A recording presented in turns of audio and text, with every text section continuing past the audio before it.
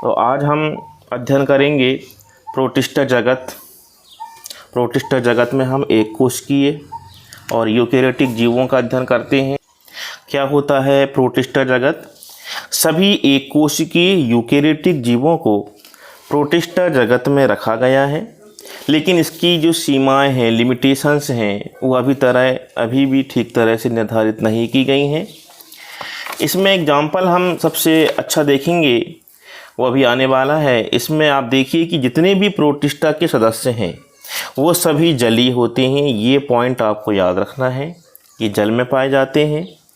कुछ प्रोटिस्टा में, कुछ में बोल रहा है, सभी में नहीं, कुछ प्रोटिस्टा में कसाब और पक्षमाप भी पाए जाते हैं। कसाब क्या होता है?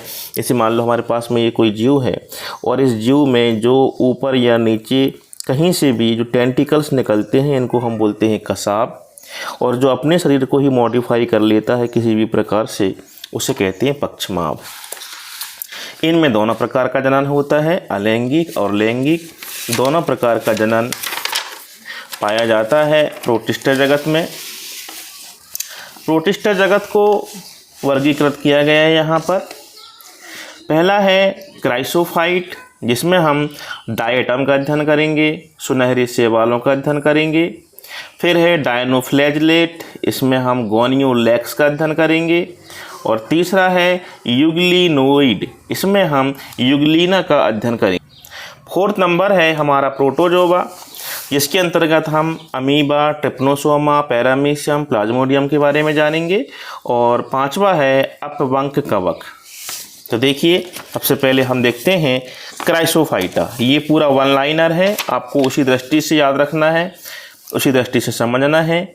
तो प्रोटिस्टा जगत में सबसे पहले हम अध्ययन करते हैं क्राइसोफाइट का। इसमें डायटम की कोशिका भित्ति साबुन दानी की तरह होती है। ये आपको देखिए, ये स्ट्रक्चर दिख रहा है साबुन दाने की तरह। इनकी कोशिका भित्ति में सिलिका होती है, जिस कारण ये नष्ट नहीं होती, अर्थात इनकी कोशिका भित्ति कभी नष्ट नहीं होती। किसकी? क्राइसोफाइट की। उदाहरण इसमें आपको याद रखना है डायटम। ये जीएनएसटी, पीएनएसटी, नीट में एग्जाम्पल आता है कि डायटम किसका उदाहरण है। डायटम और डेस्मिड, जिसको हम सुनहरा शैवाल के नाम से जानते हैं, ये प्रकाश संश्लेषी होते हैं, अर्थात प्रकाश की उपस्थिति में अपना भोजन स्वयं बनाते हैं। डायटम समुद्र के मुख्य उत्पादक हैं, अर्थात समुद्र में डायटम पाया जाता है। डायटम करोड़ों वर्ष में डायटमी मृदा का निर्माण करते हैं। कणमय होने के कारण इस मृदा का उपयोग पॉलिश करने, तेल तथा सिरप के निस्यंदन में होता है। सेकंड अध्ययन करते हैं हम। अब है हमारे पास में डायनोफाइलेजिलेट। ये प्रकाश संश्लेषी होते हैं, पीले, हरे, भूरे, नीले और लाल रंग के दिखाई देते हैं। अधिकतर सदस्य में 2 कसाब होते हैं। प्रायः डायनोफ्लैजलेट की संख्या में विस्फोट होता है, जिससे समुद्र का जल लाल दिखने लगता है। अब हम अध्ययन करते हैं थर्ड, और वो है यूग्लिनोइड। इनमें कोशिका भित्ति नहीं होती। ये बहुत इंपॉर्टेंट है कि यूग्लिनोइड में कोशिका भित्ति नहीं होती। इसके स्थान पर प्रोटीन से बनी एक परत होती है, जिसे पेलिकल कहते हैं।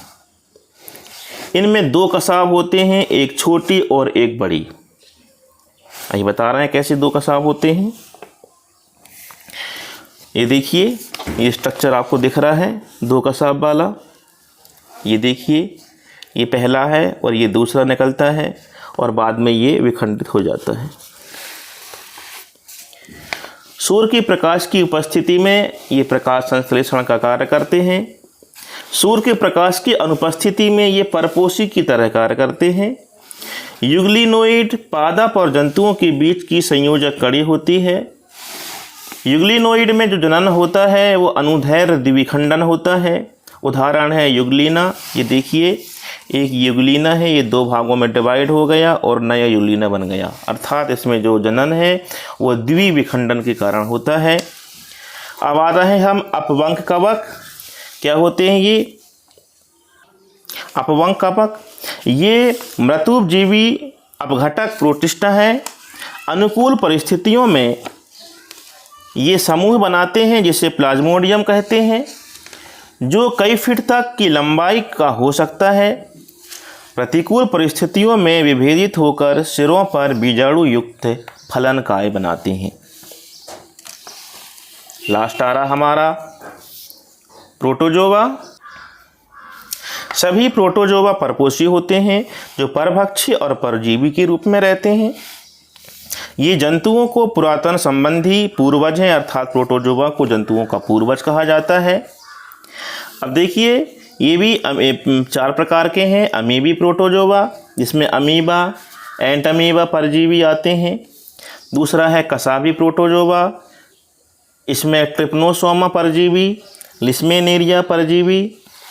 तीसरा है पक्षमावी प्रोटोजोआ, इसमें पैरामीशियम आता है। चौथा है स्पोरोजोआ, इसमें प्लाज्मोडियम और परजीवी आते हैं जो मलेरिया के लिए उत्तरदायी है। तो यहाँ पर हमारा प्रोटिस्टा जगत समाप्त होता है। इसके बाद हम पढ़ेंगे नए वीडियो में कवक जगत।